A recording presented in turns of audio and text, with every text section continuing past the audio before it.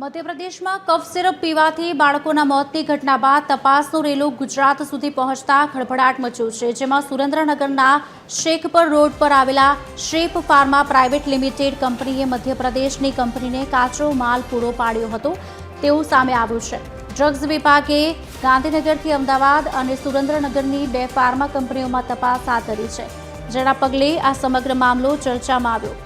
તપાસમાં એવું ખુલ્યું છે કે કફ સિરપનો સેમ્પલમાં ડાયથિલિન ગ્લાયકોલનું પ્રમાણ વધુ હતું, જે બાળકોના મૃત્યુનું મુખ્ય કારણ માનવામાં આવે છે। મધ્યપ્રદેશ સરકારે ગુજરાત સરકારને કફ સિરપના 10 સેમ્પલ નોટ ફોર સ્ટાન્ડર્ડ હોવાનું જણાવ્યું, જેમાં ગુજરાતમાં ઉત્પાદન કરતી 2 કંપનીઓના સેમ્પલનો સમાવેશ થાય છે। આ મામલે કંપની માલિકો કંઈ પણ કહેવાનો ઇનકાર કરી રહ્યા છે।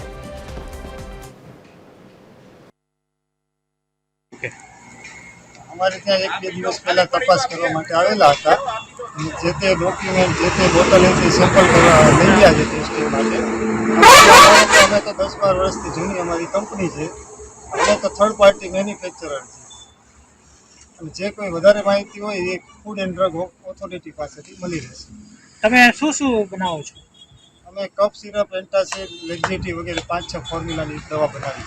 મધ્યપ્રદેશમાં તમે વેચાણ કરો છો કે ના, અમે થર્ડ પાર્ટી મેન્યુફેક્ચરર છે। દેશમાં જે કફ સિરપમાં જે બાળકોના મોતનો મામલો જે સામે આવ્યો હતો, જેને લઈને શેખપર ખાતે શેખપર રોડ ઉપર આવેલ જે કંપની છે શાર્પ ફાર્મા પ્રાઇવેટ લિમિટેડ, તેની તપાસ હાથ ધરવામાં આવી હતી, જેને લઈને ખાસ કરીને કહીએ તો મધ્યપ્રદેશમાં કફ સિરપમાં બાળકોના મોત થયા હતા તેનું કનેક્શન ગુજરાતમાં હોવાનું બહાર આવ્યું હતું। આ અંગે ગાંધીનગર તેમજ Surendranagar drugs food and drugs વિભાગની ટીમે આ બંને કંપનીની તપાસ હાથ ધરી હતી, જેમાં સુરેન્દ્રનગર સામે ખાતે આવેલ શાર્પ ફાર્મા પ્રાઇવેટ લિમિટેડ કંપનીમાં તપાસ કરતા મધ્યપ્રદેશની કંપનીને કાચો માલ પૂરો પાડતી હોવાનું સામે આવ્યું હતું। આ અંગે વધુ તપાસ ડ્રગ વિભાગ ગાંધીનગર દ્વારા ચલાવવામાં આવશે, જ્યારે આ અંગે કંપનીના માલિક પણ કંઈ કહેવાનો ઇનકાર કરી દે છે। જ્યારે મધ્યપ્રદેશમાં કફ સિરપથી બાળકોના મોત થતા ગુજરાતના 2 ફાર્મા કંપનીની તપાસ કરવામાં આવી રહી છે, જેને લઈને અત્યારે તેમના મેનેજર સાથે વાત કરતા મેનેજરે એવું જણાવ્યું કે અમારા દ્વારા કોઈ પણ ખોટી પ્રોડક્ટ બનાવવામાં આવતી નથી અને અત્યારે ફૂડ એન્ડ ડ્રગ્સ વિભાગ દ્વારા તેમના નમૂનાઓ લઈ જવામાં આવ્યા છે અને તપાસ હાથ ધરવામાં આવી છે। રાજેશ ગૌરાથી TV13 ગુજરાતી, સુરેન્દ્રનગર।